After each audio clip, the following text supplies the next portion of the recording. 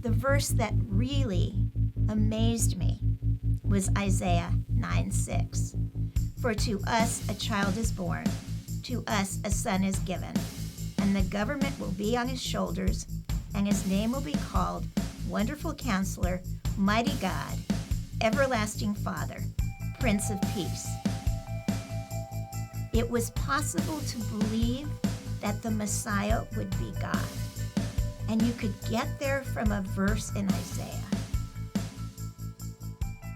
I grew up in a Jewish family. I was sort of between being afraid of God and yearning to know God. I remember being about 4 years old, not wanting to turn 5 because I was a year closer to death.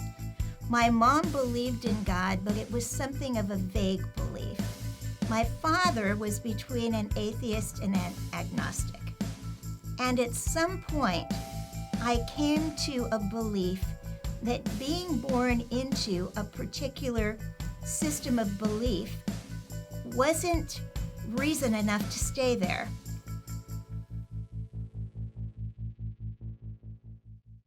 My parents had had help in the house from the time I was quite small, and when I was 10, they hired a housekeeper and cook named Belle. She loved God. She read her Bible all the time, and she was always there for me. I don't know what made me do it, but I asked her if you needed to believe in Jesus to spend eternity with God. And she said yes. I never forgot that conversation.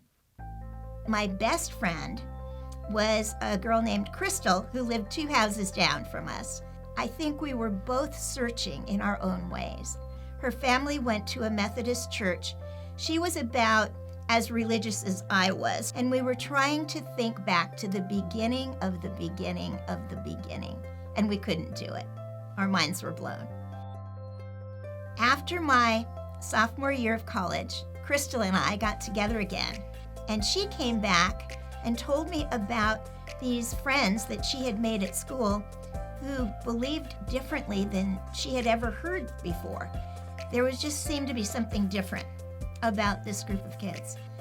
They talked about having a personal relationship with God. And when I went to my new school, I ran head-on into a group of students who believed exactly the same way. Basically, they shared how I could ask Jesus to come into my heart. As much as a part of me wanted to believe, I didn't want to believe just because another person said it was true. I wanted the truth. I wanted to know if God was real, and if he was real, who he really was.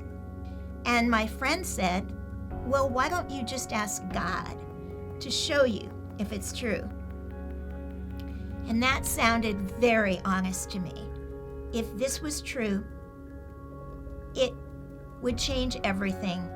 It would be the most wonderful thing that could happen to me. I essentially prayed and I asked Jesus to come into my heart, forgive my sins, and show me in my experience if he was real and this was true.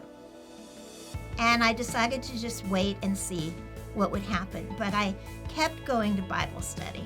This group of students were so loving and accepting. I had never before encountered that level of love and acceptance.